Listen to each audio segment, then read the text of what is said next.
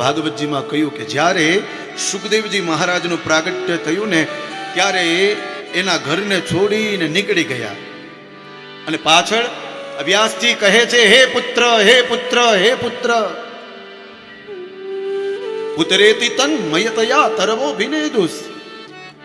આ વ્યાસજીને એના પુત્ર સુખદેવજી પ્રત્યે જે ઝંખના જોઈ, જે આતુરતા જોઈ, એ જોઈ અને વચમાં રહેલા જે વૃક્ષો હતા એ વૃક્ષોએ વ્યાસજીને કહ્યું કે હે વ્યાસજી, આ બાળકને જવા દો.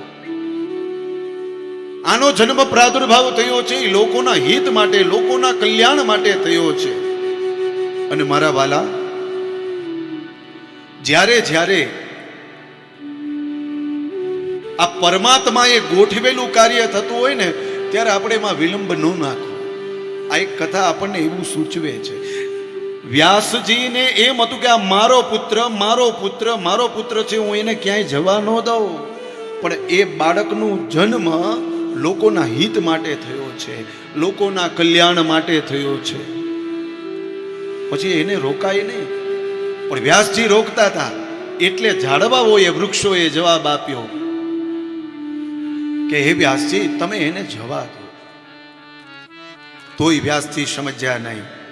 આગળ સુખદેવજી, પાછળ વ્યાસજી, બહેનું એવું એક નાનકડું એવું તળાવ હતું. એમ તળાવમાં સ્ત્રીઓ નિર્વસ્ત્ર સ્નાન કરી રહી હતી. સુખદેવજી નીકળ્યા. જેવા સુખદેવજી નીકળ્યા ને પેલી સ્ત્રીઓને ખબર પડી કે સુખદેવજી જાય છે તો બહાર નીકળી જવું પડે. પણ બહાર નીકળ્યા નહીં, એમાં સ્નાન કરે છે. પણ સુખદેવજી વયા ગયા ને પાછળ વ્યાસજી આવ્યા ને એ જ સમયે પેલી સ્ત્રીઓ હતી ને બહાર નીકળીને વસ્ત્ર ધારણ કરી લીધા. અને ત્યારે વ્યાસજીએ સ્ત્રીઓને કહ્યું કે દીકરીઓ, હજી થોડા ક્ષણ પહેલા મારો યુવાન દીકરો અહીંથી પસાર થયો અને તમે બહાર ન નીકળીને વસ્ત્ર ધારણ ન કર્યા, અને હું તમારા પિતા તુલ્ય છું, અહીંથી નીકળો અને તમે આ વસ્ત્ર ધારણ કર્યા.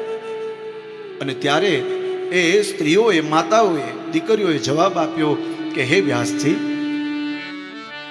તમે તો ખૂબ વિદ્વાન છો, શાસ્ત્રના રચયિતા છો, પુરાણોના રચયિતા છો, વેદોના રચયિતા છો. અમે તમને જ્ઞાન ન આપી શકીએ. પણ એક વાત કહીએ, એ સુખદેવજી છે ને એ સામાન્ય એવી વ્યક્તિ નથી. બીજી વાત, સુખદેવજી છે ને એને સંસારની માયા નથી લાગી. એ સુખદેવજીને ખબર નથી કે આને પુરુષ કહેવાય, આને સ્ત્રી કહેવાય. એને ખબર નથી. પણ તમને બધી ખબર છે, કારણ કે તમે આ સંસારની માયામાં રહ્યો છો. એને નથી ખબર એટલે વસ્ત્ર ધારણ નથી કર્યા, અને તમને ખબર છે એટલે વસ્ત્ર ધારણ કરવા પડ્યા. એટલે મને માફ કરજો અમને. આટલું કીધું ને એ વ્યાસજી બધું જ સમજી ગયા. જે આતુરતાથી હે પુત્ર, હે પુત્ર, હે પુત્ર કરતા હતા ને એ જ આતુરતાથી ફરી પાછા એ આવી ગયા.